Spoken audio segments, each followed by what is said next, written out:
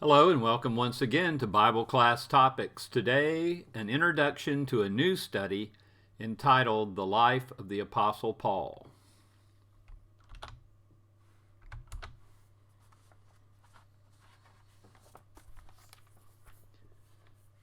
Sometime back in the 90s, I was ordering some books from CBD, Christian Books Distributors, and came across a book entitled The Life of the Apostle Paul by Albert Barnes.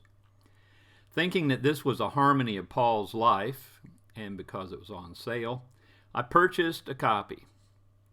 In the foreword of the book, I found out that it was originally published under the title Scenes and Incidents in the Life of the Apostle Paul. The book turned out to be 24 lessons from Paul's life that Barnes felt would strengthen his readers and give them an approach to various types of people they might come in contact with as they lived out their Christian lives. While the book is not the book I expected it to be, I found the lessons to be as appropriate to my adult Bible class, and specifically myself, as it was to Barnes' readers some 170 years ago. Of course, any scriptural lesson is applicable for all times, and I think you'll find that these lessons will be both scriptural and applicable.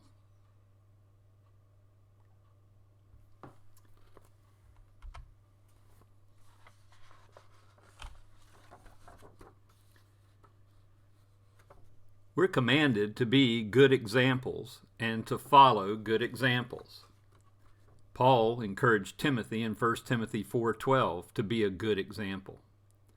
He encouraged the young preacher Titus to tell the young men that they need to be good examples and that he, Titus, needed to be a good example for these young men. Hebrews 11:4 tells us that Abel was a good example. And in James 5 and verse 10, James tells us that the prophets are good examples. Meanwhile, evil examples must be shunned. Hebrews 4:11 tells us about evil examples of disobedience.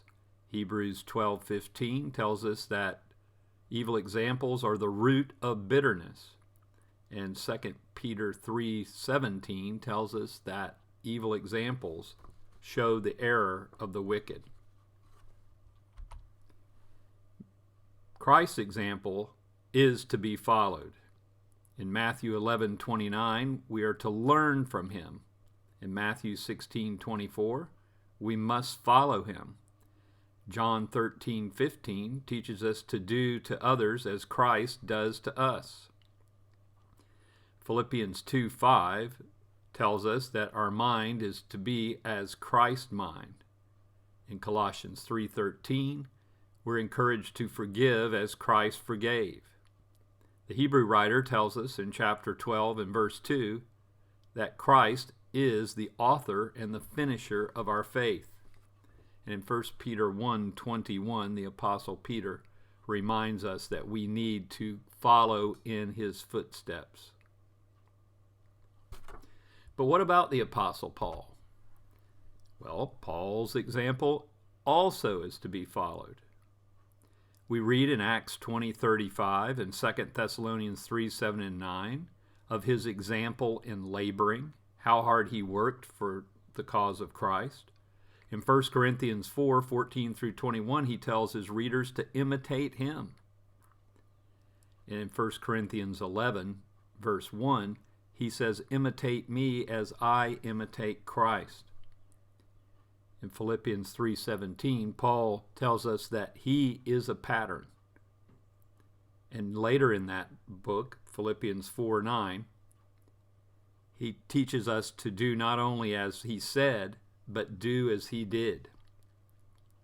He told the young preacher Timothy in 2 Timothy 1:13 that Timothy should follow his example of sound words.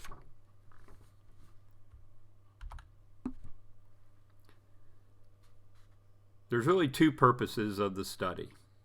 Purpose number 1, to use the life of the Apostle Paul to illustrate some of the doctrines and duties of Christianity.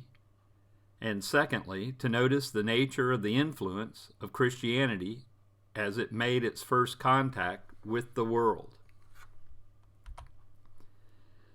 The value of the study includes the ability for us to see the true nature of Christianity through the good example of a good man living out his religion.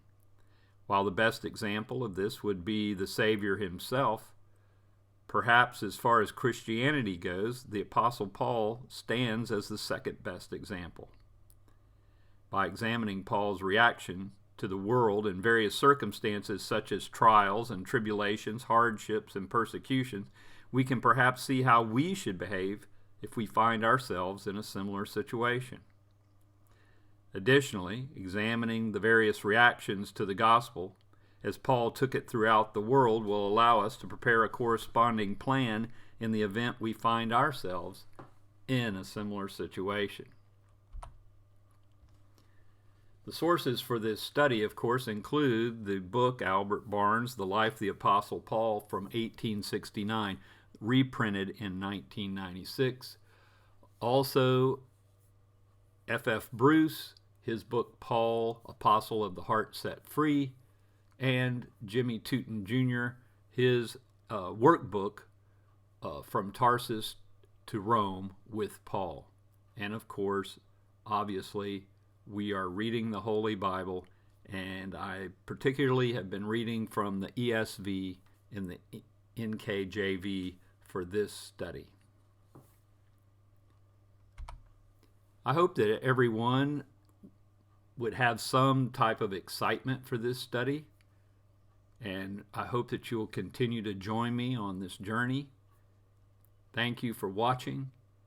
Until we meet again with Lesson 1, may God bless.